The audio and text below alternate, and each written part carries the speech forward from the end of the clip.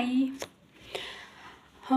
Kumusta mga Duterte supporters, mga DDS?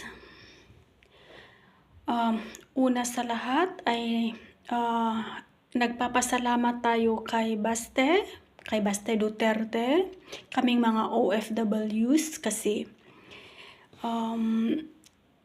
sinundo niya yung mga OFWs sa Qatar, sa Middle East. Yan lang naman ang kaligayahan natin na ligtas tayo sa ibayong dagat. Kahit walang pera, basta ligtas. Yan lang naman yung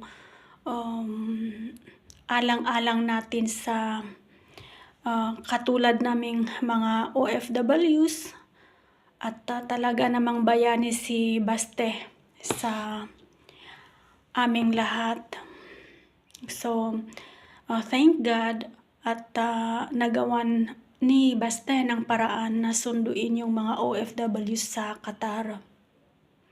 Sa kabila ng patong-patong na mga problema. Matagal